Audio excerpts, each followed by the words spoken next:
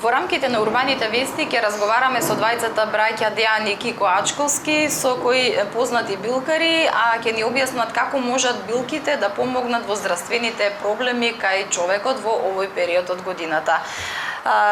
Добре дојдовте во МТМ и драго ни е што ќе имаме можност да поразговараме и да им помогнеме на нашите гледачи за тоа како можат да си помогнат на природен начин во нивното со здравствените проблеми кои што ги имаат. Добро ве најдовме.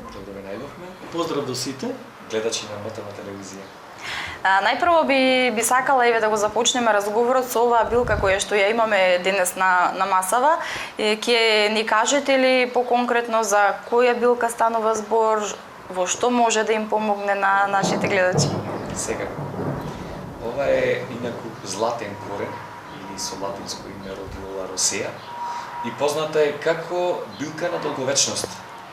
Значи, тоа е таа билка еликсир на животот, што е наречена. Може и така да се речи.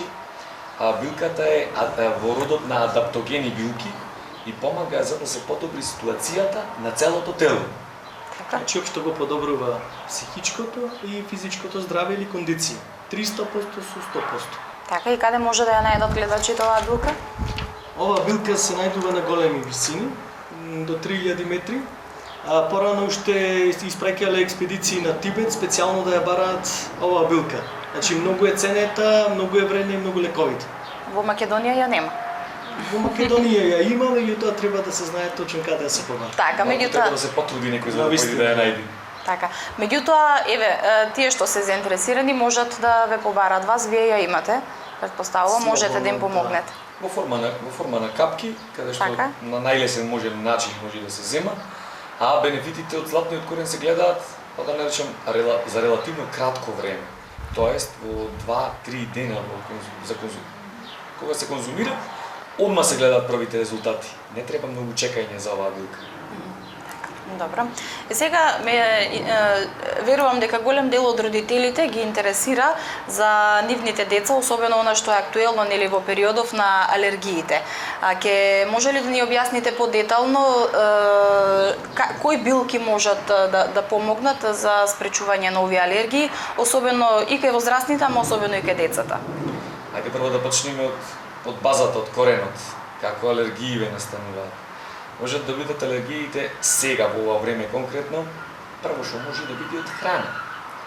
Второ може да биде поленов прав, бидејќи кога ќе се почне од пролет, од март па се до октомври, до ноември, се постојат различни врсти на билки, различни врсти на дрва, различни врсти на папрати, кои што можат да предизвикаат алергија. Така. Сега, во зависност од тоа кој тип е алергијата и колку е инвазивна, колку ќе го обструира организмот, во зависност од тоа користиме и такви типови на билки или најповеќе комбинации, сложени комбинации кои што можат да помогнат во врска со овој проблем. Така. Не мора секогаш да биде, обично луѓето знаат да се зајакне имунитетот за да се победат алергиите. Меѓутоа може самиот организам натрешно во телото да направи некаква автоимуна реакција. Тоа како да ви објаснам, војската чува, ние цело време ја зајакнуваме војската, полицијата внатрешно е слабо.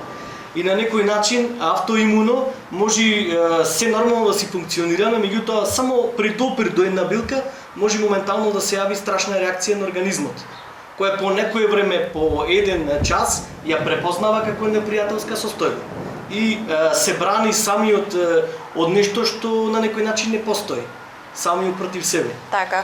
Со кои билки вие можете да им помогнете еве на граѓаните? Кои билки ги имате за нели да се заштитат од тие алергии? Па имаме широк избор на билки кои што можат да помогнат при алергиите, но би наброиле неколку од нив кои што можат да ги искористат, некои кои што му се натофат на рацете. Така ќе кажеме ние некоја билка за алергија што ја користиме негде далеку, кога за џабе човекот не може да ја најде. Како прво од билките што можам да набројам, првиот чистач е копривата. Без разлика кој дел ќе се користи, дали ќе се користи корен, или ќе се користи херба, или ќе се користи семе, копривата е извонреден чистач на крвта. Но сепак треба правилно да се одбери и спреман. Тоа што ќе го слушнам од човекот кој ќе дојде да ми каже каков проблем има, Јас би искористил спрема неговите работи што има да ми ги кажи. Конкретно би го искористил тој дел од определено растение, еве конкретно сега зборуваме за копривата. Така. Како второ би го спомнал еден од прекрасните чистачи е чичокот. Чичокот е едно интересно растение со боцки, со црвени топчиња, со лилјакови поточно да речем. Високо може да биде до 1,5 метри, некогаш и до 2 метри се сеќаваат примероци. Сега, кој сака да прочита повеќе за растениево што не го знае, ќе оди на билкарница.мк и ќе прочита одаде комплетни податоци за растенијата што не му се познате, што сакаат да научат повеќе. Така. Да, значи се оди секогаш со некој рецепт кој содржи повеќе билки. Покомплициран на некој начин, меѓутоа една со друга самите билки се надополнуваат. Сега, тука се чистачите на крвта, можеме да го спомниме и кореното од буварче, кој е доста баран актуелен во последно време, многу пати се спомнува, меѓутоа треба секогаш да гледаме да не е само чистач на крвта, туку и да ја смирува целата таа ситуација. Значи, ако е кашлица на алергиска база, треба да бараме билки кои го смируваат целиот организам, не само да чистат. Така. Дали овие алергии исто така тесно се поврзани и со оној атопичен дерматит кој што најчесто го имаат децата? Дали за оваа состојба постои некоја билка? Постои билка. Најчесто атопичниот дерматит се пројавува уште кај бебињата. Кај бебињата, да. Меѓутоа исто и кај возрастните може да се следи. Исто кај возрастните, а после преминува во друга форма. Во зависност од годините, например, околу 12-13 години, може да премини во астма. Алергиска, бронхијална астма може да премини. Но тоа ако не се делува навреме. А инаку атопичниот дерматит, например, ќе ги спомнам русите, секогаш го третираат и внатрешно, и надворешно, а внатрешно најчесто го третираат со билки кои што се подобни за лечење невродерматит. Значи, кај нив не е конкретно поделено атопичен дерматит, туку со невродерматит. Треба да се смири самиот организам внатре. Како? Да се чисти крвта, да се користат во самиот тој состав билки кои што се антихистаминици, да го потиснат хистаминот. Треба, како што кажа Кико, да се надополнам, треба билки, како што се, например, маточината, валеријаната, нането, за да го смират организмот. И сето ова заедно го добиваме како еден прекрасен резултат по известно време, пак не мора да чекаме ние одма моментално недела, 2 или месец. Значи треба кај билките, како и нормално кај останатите лекови, треба трпение, за да се види добар резултат. Но што е најбитното кај алергиите? Кај алергиите, ако дојдеме до лечење, тогаш веќе малку сме закаснели. Оти како што кажа, кога еднаш ќе се запали црвеното светло, алармот, дека дошол некој алерген во организмот. Непријателска состојба. Непријателска. Да. После, организмот е спремен и чека само најмал резултат, целото наоружување го испреча моментално. Тогаш веќе ако првиот пат се појавило како едно пликче, или како едно мало чешење, или како мало осипче, наредната состојба, секоја наредна состојба се појавува во полоша и во полоша форма. Значи, да се вратам назад. Секогаш треба пред почетокот на пролетта, пред било што да почне да цути, или пред било за храна, не знаеме, бидејќи може да земиш прв пат храна да пробаш нешто. Ама еве кога сме кај алергиите од дрва, од цвеќиња, од билки и слично, треба пред време чистење на организмот и подготвување со антихистаминици. И од време на време навикнување на состојбата на тие билки. Кратко време, значи во не многу да се биде во допир со таа билка, но сепак да се навикнува телото, организмот, да не ја препознава како непријателска состојба. А додека кај дечињата мали тие не мора секогаш да биде облеката, не мора секогаш да биде храната и животната средина, самото дете која го обколува, која го обкружува. На некој начин може звукот, бучавата да почне да му смета на детето. И тоа сето да се појавува, да се пројавува како состојба на знаци на кожата. може да види. Ова е интересен податок. Да. Наистина не сум го знаела. Добро. А што се случува со детоксикацијата на телото? Што ќе ни кажете за неа? Имаме нели пролетно чистење на организмот? Дали само за време на пролета треба да се направи чистење на организмот или може и во другите периоди од годината? Не треба само за време на пролетта. Неколку пати, па и повеќе пати треба во текот на годината да се чисти организмот. За да не дојде до таложење на сите тие масни наслаги, застој во храната, па после иди труење на самиот организам. На кој начин? Па на начин како што може да се користат билки за полесна дефекација едноставно, за лаксативни билки, диуретични билки, билки кои што можат да го намалат апетитот, не само да се внесува голема количина на храна, дури да ја имаме таа голема количина храна, да бидат витамини, да биде храна од растително потекло, да гледаме. Барем некој период да се чисти самиот организам.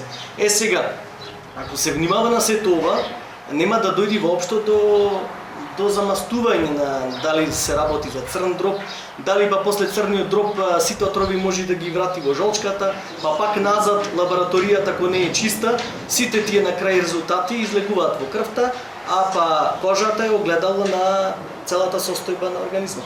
Така. Како најголем орган на некој начин. Може Дејан да ви каже. Детоксификацијата, еве да почнам пак од почеток, исто како со алергиите. Значи таа секогаш се почнува напролет, рано напролет. Рано напролет мислам на февруари и на март, конкретно. Постојат многу од билките кои се користат. Еве веќе спомним една од најпознатите билки, луварчето. Прво што би се користела. Но како што оди периодот февруари-март, не е лошо. Едни од најдобрите научници и лекари руски препорачуваат детоксификација која ќе речеме кај нас на организмот. Не. Конкретно да се знае кој тип на детоксификација. Например, правиме детоксификација и чистење на црн дроб. Се знае конкретно што можеме да употребиме за црн дроб. Правиме детоксификација на бубрези. Специјално користиме диуретици кои што можат да ги исчистат бубрезите, мочните канали и бешиката. Еве, например, правиме детоксификација на цревата. Еден интересен податок од еден српски многу познат автор. Великај, например, човеков е пред срцев удар. Следа докторија будно ситуацијата и сега вели што се прави. Се зема вода, се става во клизма, во водата се става сол и сега во зависност од каков е човекот, колку е крупен и помал, може да собери во организмот со клизма, со клистирање од 2 до 3, па некаде дури и до 5 литри течност. Ќе се стави со гумица, нормално начинот на клистирање го знаеме како е. Ќе се стави, ќе се затвори, ќе легне човекот скроз нагрб и сега вели да се масира, вели, овај дел од стомакот, како да се масира некое најтврдо тесто што може, како леп. Значи тоа е малку болно, но сепак, слушајте го резултатот. Кој ќе се земи од озгора, комплет, додолу, со најтешки, да речам, потези, буквално да се масира како нешто на најтежок можен начин. Да се испери на некој начин. Да се испери, мора да се направи притисок од озгора на стомакот за да се стигне најдолу до цревата. Сега тоа е, кажав, малку болно, но резултатот. После човекот ќе појди по пола сат масирање, по 45 минути ќе појди, ќе се олесни во WC, ќе се исфрла сето тоа што го има натре. Во нашиот организам се верува дека има може да собери до 15 кила најразлични чистоти. Човекот ти вели дека после таа масажа може да се врати комотно одма на работа. Која е таа ситуација за да се поврати на организам од спремен срцев удар, секој момент што може да го добие? Без хируршка интервенција се враќа на работа свеж. Ако ништо да не се случи. Ама кој го прави тоа, кажи здрав? Никој нема да го прави, да. А кога знаеме дека сме здрави или болни, има многу болести, кои што ги препознаваме дури во 3, 4, 5 стадиум, во последен стадиум дознаваме за нив. А ова е без пари. Само треба малку време, бидејќи сепак да го исчистиш наеднаш. се собирало во казанчево вода и ти само да отрниш. Да трниш капачето, да излези сита вона наеднаш, да се ослободи организмот. После тоа ќе се почувствуваш страшно добро, освежен, едноставно како нов човек. Едукација му треба на луѓето повеќе и храброст. Так. Се разбира. И сега би поразговарале и за она што обично помладите ги интересира, а тоа е како да не се здебелиме, како да ги ослободиме вишокот течности од нашето тело, како да ослабиме на побрз начин и се разбира поздрав. Да, има начини, доста. Спомнав дека не треба само да се внимава на храната. За нас е поважно колку билките да имаат лаксативно дејство, да имаат и диуретично. Најтешко има луѓе се дебелат едноставно од неисфрлање на водата од организмот. Задржувањето на водата во клетката е најтешкиот начин за да се isfрли таа вода. Сега фактори може да има многу, од метаболизмот до Дејан може да ви објасни подобро, влажноста на воздухот. Луѓе значи што имаат проблеми овој период со дефекација, со варење на храната во организмот, овој период тие мислат дека се дебели од храна, меѓутоа самиот застој претходно што го имале, самата влага допринесува едноставно да не се isfрла водата преку мокрење, да се isfрла преку порите на кожата. Тоа многу поспоро и е многу непријатно на некој начин. Сега, може и хормоналниот дисбаланс да игра голема улога за неисфрлањето на водата. Ако се користеле известно време некои препарати кои што содржат еден хормон повеќе за разлика на сметка на другиот, дали машки или женски, или било како, тогаш таа вода од клетката многу тешко може да излези од телото и тука треба специјално да се користат билки, како витексот или како бисерокот, за едноставно да се направи равнотежа, хипофиза, хипоталамус, надбубрежни жлезди да лачат оно колку што треба, билки кои му диригираат и на некој начин да се воспостави равнотежа и таа вода да се isfрла. Значи да се избегнат синтетичките хормони, да се избегне храна која што е страшно, да не речам збогатена, туку има во незе естроген и други работи како генетски модифицирана, или со соја да се работи, или за пилешко месо, кое што не е природно гледано, едноставно сработено на свој начин. По други услови, многу треба да се внимава пред се на храната, а после останатите услови и влијанија. Може да биде и наследно. Значи некои луѓе ако природно се обкружени се родиле во тоа семејство и некој хормон лудува, му засметува извесен период, прави штета на некој орган, треба благовремено да си ја знае историјата на фамилијата, а и тој да се внимава превентивно да се спречи, да се лечи, значи причината, не последицата. Така. Добро. Напоредно со детоксификацијата, значи самата детоксификација која е навремена, нема ништо да дојде од ова сега што го разговараме. Конкретно, ако навреме ги чистиме бубрезите, за да може да се isfрлаат сите отрови кои што ни се ствараат по телото, нема да дојде воопшто до натоложување на течности во организмот. А се што се случува? Влажноста, со самата влажност, како што се зголемува, така се потешко се делува водата, потешко не може да ја преработи едноставно бубрегот и се ствара моментално застој на вода во организмот. А сите доктори викаат вода да се пие, вода да се пие. Сите препорачуваат, сите препорачуваат. И сега генерално не може таа вода да се пие за сите да се свати. Вода да се пие. Една чиста логика.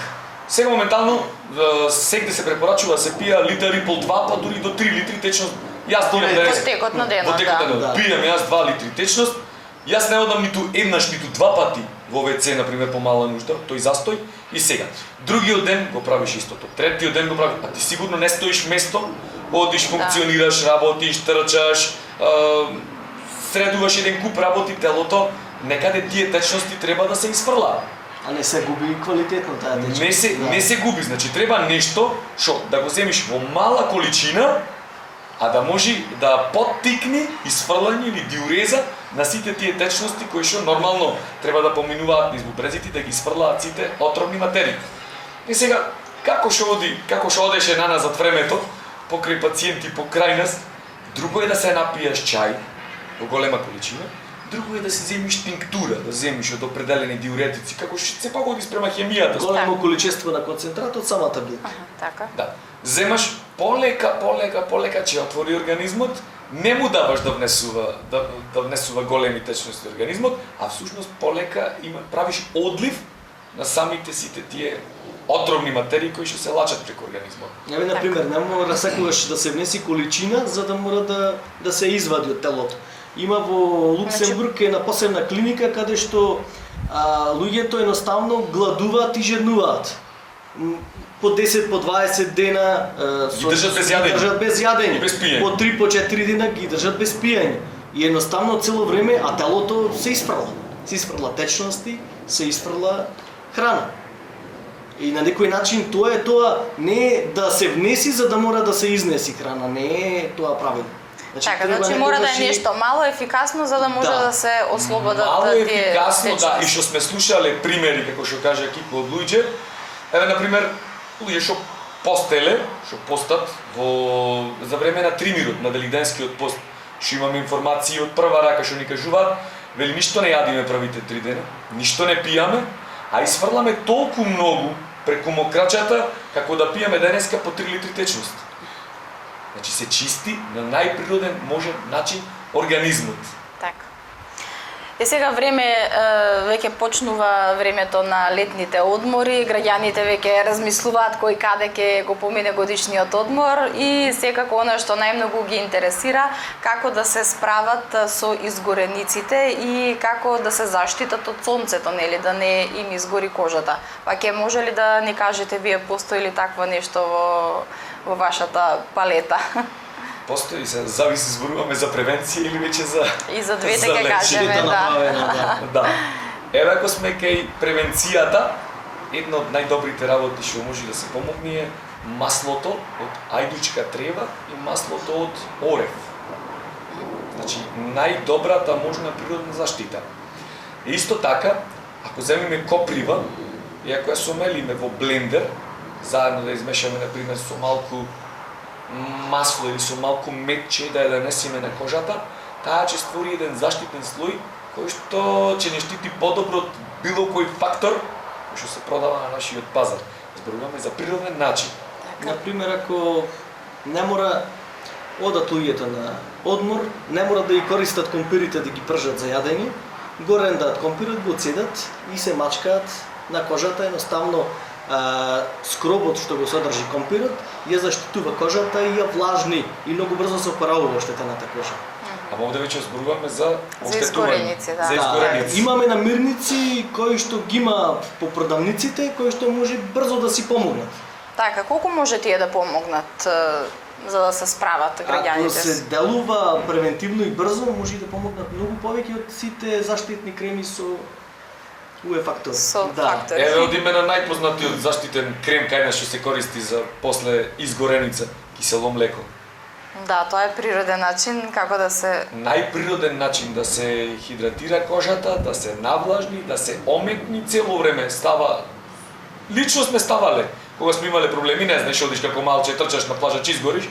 После тоа, еднаш, 2 пати, 3 пати, сета топлина ќе се земи буквално, а кожата ќе си остани само бојата што ја примила од сонцето. Влажна е еластична. Протеините, значи, од млекото, дали се работи за благо или се работи за кисело, помагаат на кожата да остане влажна и многу побрзо да заздрави, да зацели. Сега кога сме кај млекото, како за млекото, така за медот, многу е важно да се менува тоа млеко на 20 минути. Значи толку да се остави, после 20 минути. Значи по 20 минути да се тргне после тој слој, да се нанеси нов слој. Така, добро. Ајде да се вратиме уште малку во врска, да не биде само млеково, макар што леков го има во секоја продавница блиска.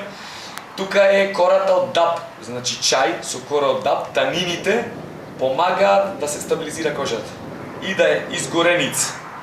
Кога се работи за најтешката фаза, да не биде сега втор, трет степен, не одиме да се гориме со оган, тука одиме од сонце. Но сепак денеска треба да се внимава зашто е нарушен тој слој што треба да не штити и денеска многу брзо може да се заработи кожен канцер. Ако не се внимава, така да еден одмор или повеќе одмори да не кошта многу скап. Тука се исто, сега може да му е поминато времето, јагодите. Значи јагодите испасирани и нанесени на кожата со витаминот С што го содржат, помага за производство на колаген, кој пак колаген ќе ни ја заштитува на некој начин кожата. Така. И уште многу други работи, еве на пример јајцето. Јајце на лице, пред да појди на плажа или на планина или било каде. Земи белката, нанеси ја на лице, остави ја едно 20 на минути, потоа со некој со бебешки најчесто сапун, нешто најмеко, само да се исплакни лицето, подобра заштита од тоа нема. Така, овие се убави корисни совети кои што можат нашите гледачи да ги слушнат и навистина да им послужат тамо каде што ќе одитат. Да, наједноставни сега да ги има. Правеле со јајце порано. Некои работи се толку едноставни, ги имаме до нас, само треба да се знаат. Така, например, погрешно е луѓето што знаат дека маслото од кантарион, дека може да му помогне, да, вика, се мачкам и одлична боја добивам, да, меѓутоа сензитивноста на кожата се зголемува и веројатноста да добија канцер или да се изгори кожата или да има трајни последици е многу поголем. Значи кантурот никако, дури чајот се забранува од кантарион да се пија додека сме изложени на сонце. Или се пија, да, или се пија ноќно време, или се пија во текот на зимата, кога денот е намален, кога нема сончеви денови во полнотата. А многу често се случува тоа кога ќе се отиде на плажа да се користи масло од кантарион за добивање на темна боја, меѓутоа ете тоа е сосема погрешно. Погрешно, да. Може би некаде на после кој ќе знае што добил канцер, пример не дај Боже ако добија некој. Нема доказ. Да. А тоа не се случува моментално, тоа се случува по известно време, користење година, 2, 3, 5 и во зависност. Тука се многу фактори. Колку е отпорен организмот, колку е отпорна кожата. Каков тен има човекот што се сончи. Да земи некој плав со тен, со отворен тен, моментално може да го заработи релативно брзо. А луѓе колку потемен тен на кожата има, толку се поотпорни. И ништо нема да ме чуди и масло од кантарион да користи, на ништо да не му штети, да ми го каже сосема спротивното. За никој од нас не важат истите правила. Тоа помал процент. Да. Секој совет и секоја информација пласирана на интернет и лесно достапна не е корисна и во наша корист не може да биде. Треба да се внимава, добро да се проучи, не важи секој совет за секој. Така. Јас се надевам дека овие корисни совети што ги кажавте дека ќе им послужат на нашите гледачи, дека навистина кога ќе се најдат во некоја дадена ситуација ќе се сетат и ќе им помогне. Ви благодарам за разговорот. И благодарам за секој време. Поздрав.